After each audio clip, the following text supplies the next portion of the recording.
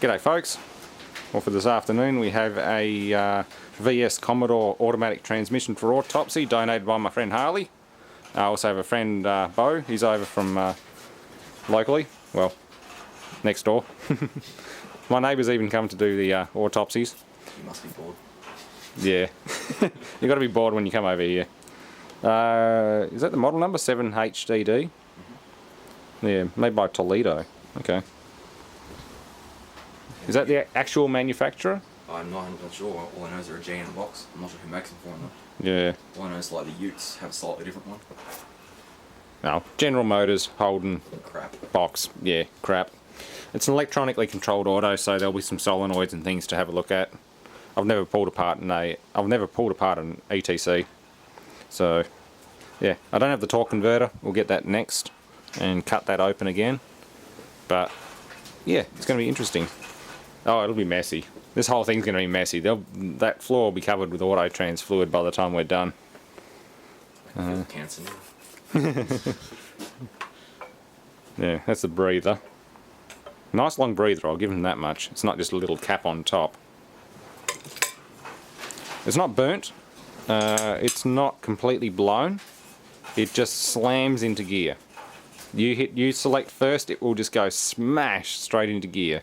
So the hydraulic governor that determines how fast the clutch is engaged is obviously stuffed, and it's forcing it to just go straight into gear 100% as fast as it can. So it's probably rebuildable, but again, these boxes are like $50 each, so why would you bother?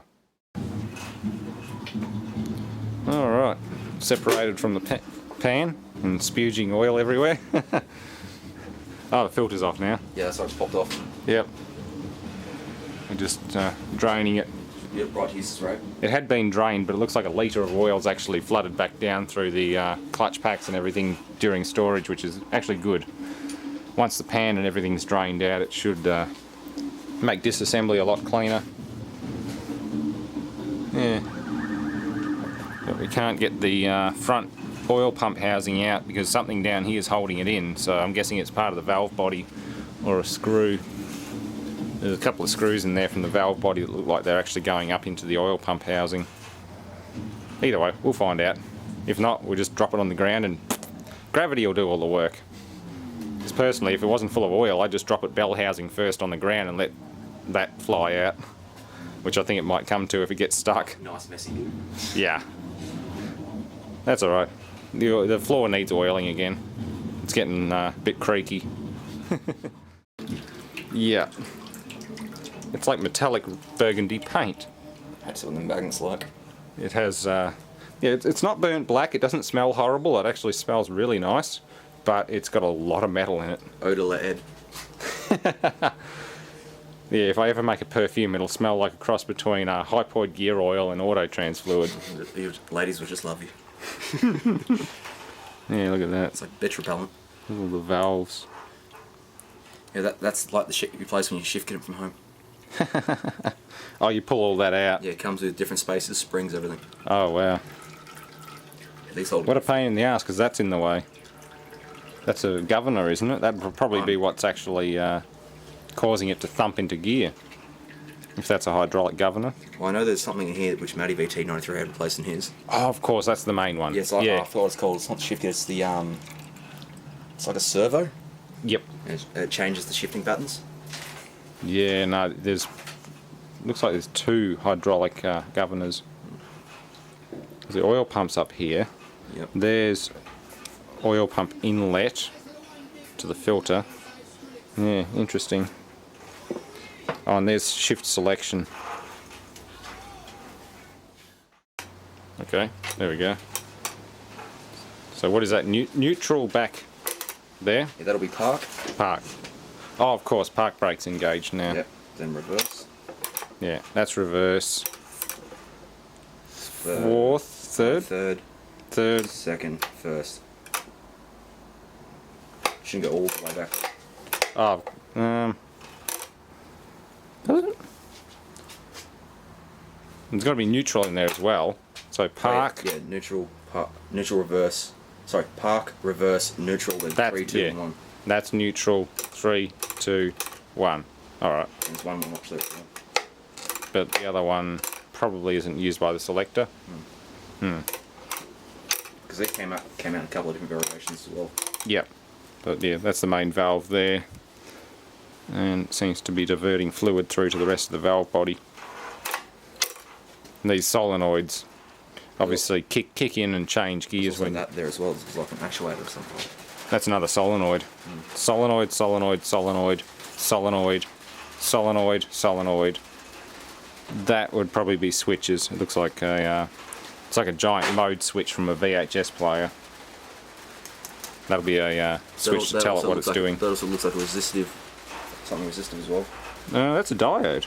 There's a little Xena diode in there. But I'd be willing to bet that's probably to suppress feedback from the switch. Usually put a diode across relays and switches. There's the magnet right there. Oh, yummy! That's nice paste. Graphite grease anyone? Iron grease or whatever it is. What are the clutch packs made of? Wouldn't have a clue. Friction material and copper and other soft metal. I don't know. Now There's the paste. main loom connector. Now made of paste. Yeah. Oh well. I guess I better dismantle this thing. I'll strip the wiring harness and everything off, and try and unbolt the valve body as a whole. It's going to split in two, so that should be fairly easy to look Now at. being an American box, what are they, 3/8 or 10 mil? Being an American box, made in Australia, I'd hope that they're 10 mil. They're probably not. But what the hell is holding that oil pump in? Is it that? There isn't. Oh, what's that? There's a circlip down in there and some kind of pin going into the side of it. So there as well. Yeah, that doesn't have a head on it though. It looks like it's been punched in and flared over. Could be like Yeah. a locating dowel. Yeah, that'd be a bit of a dick move if they did that, because that's really hard to get out, if not impossible, without making a mess. Nah, it must be that, Circlip holding it in. yeah. I don't know. We'll get the valve body off and find out. I think the camera can't fix. Yeah, I'll just throw it on the floor. Okay, well, the valve body's apart. Without the actual manual on this transmission, you can't tell exactly what passage does what, but it's all to do with fluid transfer and switching to control the clutches, and well, that's about it. It's really, yeah, it's a big hydraulic switch with solenoids to control it rather than mechanical. Well, it's electronically controlled, but it still has mechanical pistons to control the fluid. There's one through there, one through there, one through there, and there's one through here. That's probably a kick down solenoid as well. Ah, of course, that came off the top. That's what I thought was a mode switch, which is actually pressure switches. It must tell the computer what gear it's in, because it'll be putting pressure to these little buttons here, hydraulic pressure, and obviously sending an electrical signal to the computer. That's about as far as we can tell. But yeah, they look like little mode switches. If you apply pressure to them, they click down like little membrane switches on the front of a television. So yeah, that's telling the computer what it's doing. That's mechanical input. There it is. No. No, the piston came out, but there's a that's your main gear selection, which I was playing with before. And then these channels divert fluid to certain parts of the system to change the gears, or open and close the clutch packs. And these little ball bearings are just check valves. They allow fluid through one way but not back the other way. We'll pull them out. Yep, take the valve body away.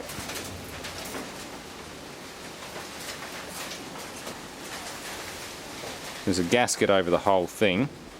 There's a gasket and a steel plate under there. Yeah, a separator plate. It's very hard. Part of the crispy old gasket. Yummy. Oh, peel the plate off. We're going to take that off first. Ah, shit. Yep. Alright, let's take some bolts out.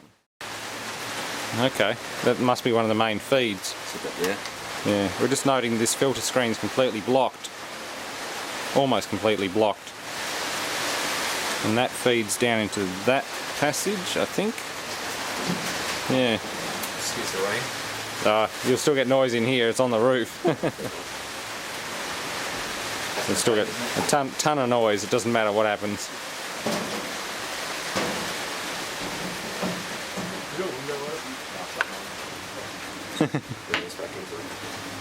Oh. Yeah, that's some kind of governor. Whoops, and it just ejaculated on me.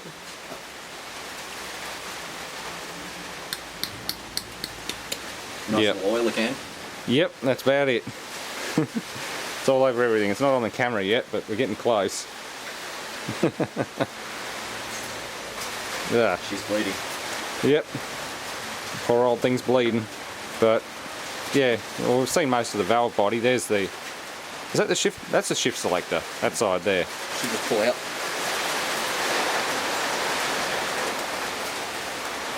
The rest of these look like that. They're just pistons that divert fluid. Wow, it's going crazy out there.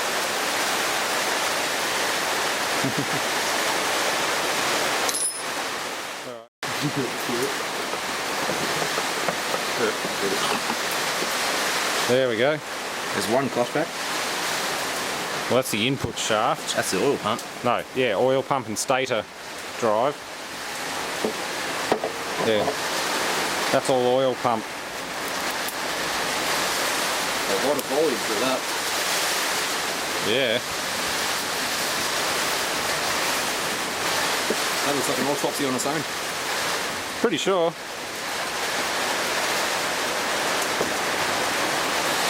Well,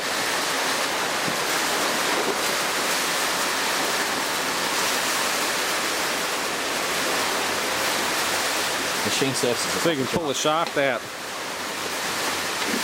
There we go.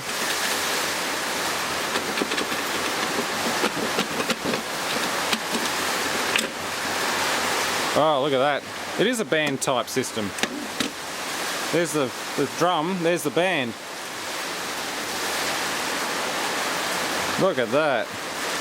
There's the clutches. Yep. Awesome. Right.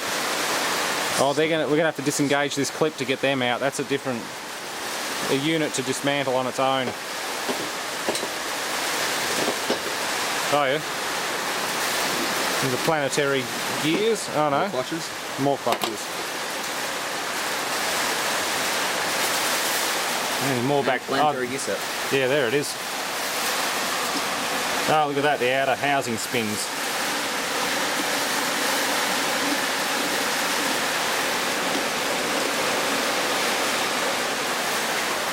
That's what drives it. Yeah, so those drive dogs engage into that.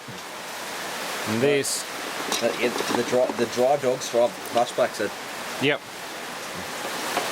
You can see on the inside here there's dog teeth on the outer housing of the planetary gear set, and they drive these. Yeah. Or no, they would drive these. That would drive on the front side. Would that be one gear? Yeah. I don't know what the staging is, whether it's first, second, third, or first, second, third from the front. So that'd be maybe one gear in there, or two gears in there. Yeah. One here, one there, and one in the back. Yep. Like that might be overdrive with the planetary gears. The rearmost one's probably your overdrive gear. Locator? Thrust washery thing. Yeah.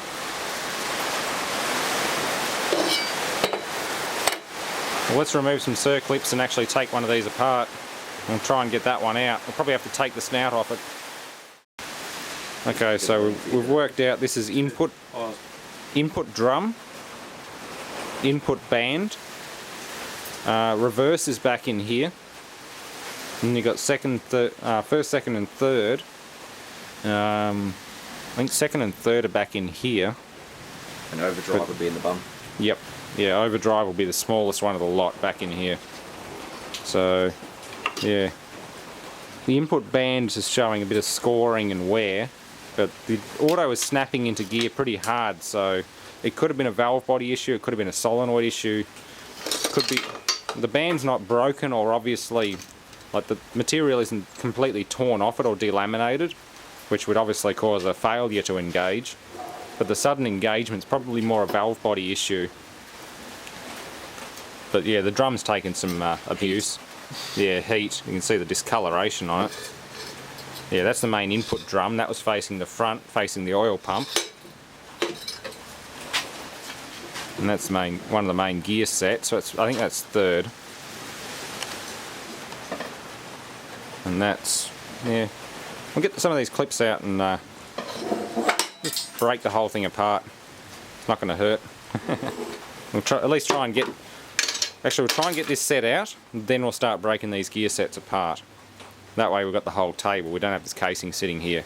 So let's get the snout off, let's get the final output pack out, the like 4th gear or 3rd gear, overdrive gear out, and start splitting them down. What's in there? No, it's all captive. The whole lot will come apart once we take this outer clip out. The whole lot will just slide out of that casting. It's not dead, Jim, but it's it was slamming into gear, probably due to a hydraulic problem. Made the gearbox super zero lightweight, half gutted. Yeah. That came out in the middle there for the oh, that's part of the planetary. Other way. Yep. And that drives into 4th, I think it is. We're going to a supermarket. I'm pretty much right. New gearbox. We'll grab one of them down at Coles. I can steal a car, but I'm not going to pull the gearbox out. I have to go to the airport. Used to be the airport. If you wanted anything, it'd come from the airport. There you go. Didn't hear that? Moscow probably had one. Yeah, the speedo sensor's not a rotary hall sensor, it's actually a tone wheel. Just the same as a crankshaft position. Off like a magnetic signal. Yeah. It detects the presence of each of these teeth as it passes. It's like a proximity switch on a machine. Is that on you? If metal passes in front of it, it creates an inductive signal, induces voltage in it, or creates a square wave signal. So every time one of these teeth passes, it's like the rise on a square wave.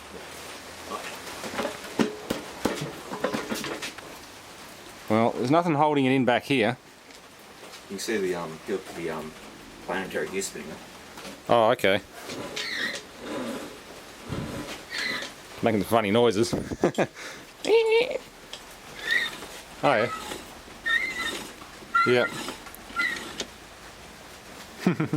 Planetary gear sets are awesome. Till I go bang. Yeah. Like rotaries. Well, it's no different to a cordless drill gearbox. A cordless drill just has a series of like 2 or 3, even 4, little stacks of planetary gears in a row to reduce that like 3,000 RPM motor down to 50 RPM or whatever you're running it at. It's like making that of plastic. Well, for a cordless drill, plastic's not too bad. If you make them out of steel, they're too heavy. If you make them out of alloy, yeah, okay, you still got to keep them well lubricated. But nylon and acetal are pretty much good hard-wearing plastics, and they don't need much lube at all. They're really good plastics. Lube makes the world go round. Oh, lube makes everything more fun. There we go. We worked out what that is. That's a park brake. Yeah. Put your finger in there. Yeah, that little dog engages and it can't turn either way. Now try and yank the guts out of it. No. Still can drop on this bum. Not much else I could do it. There's a ball bearing check valve there. There's really nothing else that could be holding this damn thing in. Just trying to get this shaft out, but god damn.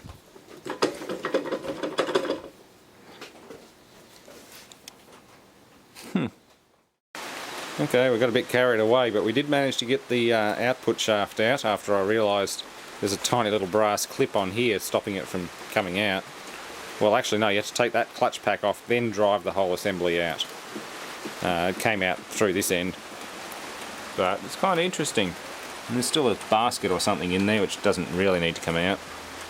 And the clutches aren't stuffed. Clutches are actually pretty good. There's a pressure plate, clutch pressure plate, another pressure plate. It works pretty well. I don't know what gear these are. It's part of what's probably reverse.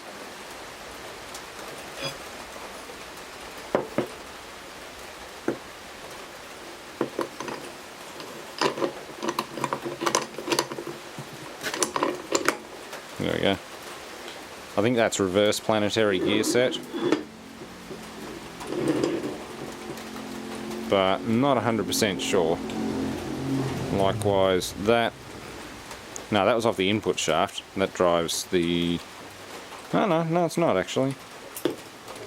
I don't know. It's a jigsaw puzzle. I can't remember where everything went. Why would you bother? It's no fun. Yeah, that's alright. We've got a nice empty casing and a pile of bits. That's a roller bearing, thrust bearing. Lots of them in these, lots of thrust bearings, lots of clutch discs, planetary gear sets, like that one, you name it.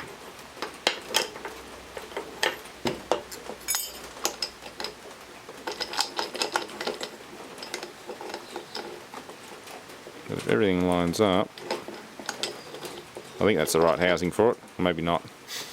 Anyway, they're supposed to fit together. And that then fits in there. There we go.